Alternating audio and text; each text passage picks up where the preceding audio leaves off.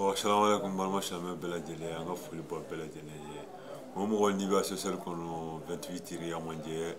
asosali bo. Momo ni ba social kono anga fuli bo bela jele ye. Momo ni amisa la bebe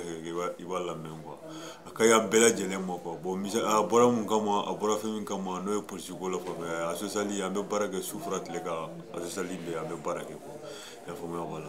Bon wa misaji e kachi ambalma shame bela jele mo bo ambalma wa andogona kurompe sans papier immigré fevene sans papier quoi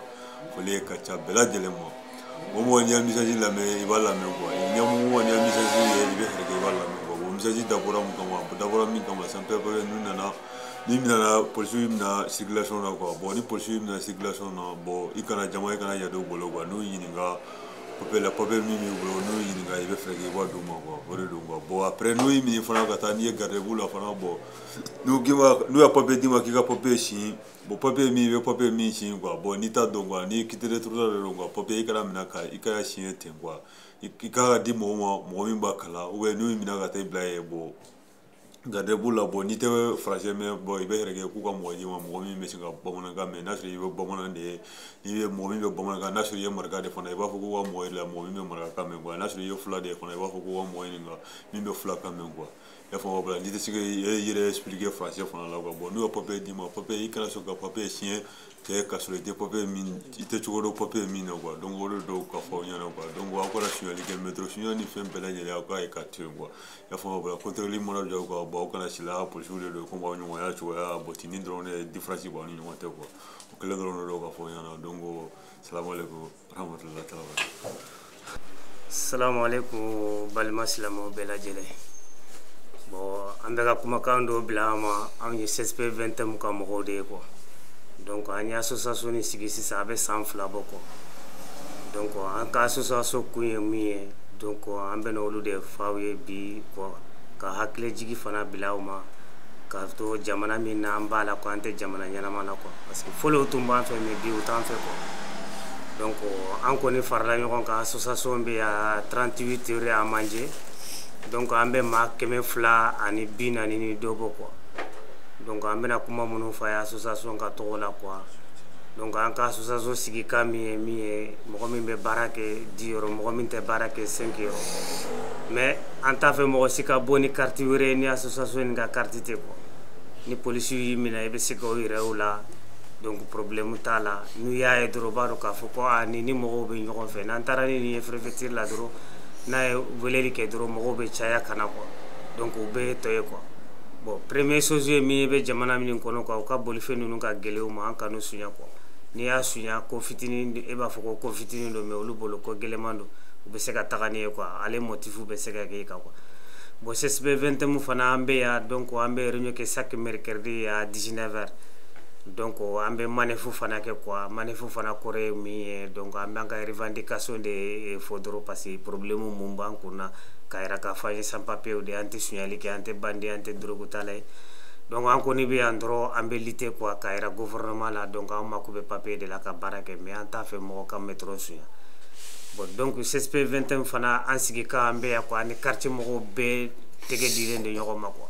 donc fani quartier mo ka ñogondo wolu fana ka ando ko an ka ni problème mu nana be sika for CSP 21 mu bambolo quartier ko ne avec sans flabo mais demsenu mundo quoi mais mankantu fait quoi be ka ambere ambe bunya quoi donc ambo fana fawe quoi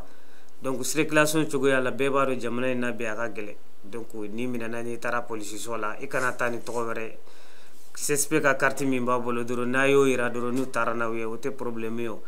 e kana mal comporter ndoro no parce que yimina ibe yada o bolo no fama o do quoi ibe respecter ni teni ni doro na tara fama solo bi ni nga ibe kamime iba fa ni be maraka kande me ba fo be ko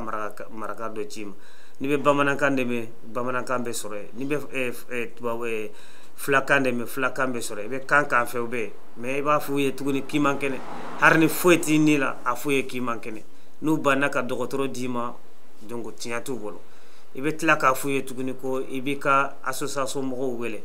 donc nu banaw fana la tiatu bolo iba fu mbenka avocat fana wele nu banaw fana la tiatu bolo donc nimbela jelena ebe nunu be fo quoi pour que ani saba avec parce que la loi est redo quoi mais ni yo nani fo nu banna wala ni o fana be do ka papier la bon ni avocat nana avocat fana ba fuye ka fo vraiment ay ni be ñina aw fe loi dunde fana ya ira aw kan ko dama aw banna donc policité tiate police nunu de bolo tinya be de bolo quoi o cas nous y garder bisigi mina 24 heures ni be boni kitire trottoir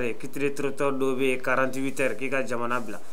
donc akana sigino e be papier ira mo do la bi ka so wele dro e be tani papier yoro la o bala je ko ni 48 heures do e be avocat be procédure ke ka alaje ka isaye ka feni bloquer o 48 heures kono na la pour que a be se ka boy ka chogomina o be se ka ke semaine kelen a be se ka ke le temps duré a be se ka ke kalo kelen donc nous y garder préfecture fana la ambe se ka ambado fana be préfecture jumana fankado ikado ye weleli ke mbe ni préfecture de lambo bolé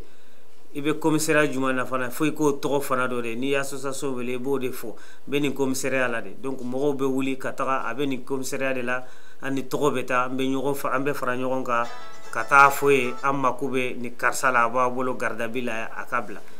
bon muye centre de tension fa fele ni tarno yoro fana la be kelende ni tara centre de tension na e de ba wele ka fanye vraiment tara ni ne centre de tension la ambe réagir vite quoi ka boli kata consulat la ani ambassade la karsa tara amina la avec centre de tension la mais en ta fait nous nana akwa l'espace duma ambe boli kata fo e consulat nous fana parce que nama boli kato ke ni tara yendro oni ambassade ni consulat be message ci ñogoma donc na ambena do wakati mi kibe quoi ante se ka solution sera là ou betla ki exposer quoi donc maintenant na document nous be boli alaba na ambena do ka fo vraiment utarani ka jamana la donc do fala na fatala ban ko na association ko na ambe 20 ko na la problème tant fait en ko ni chaque semaine en ko ni be manifuke quoi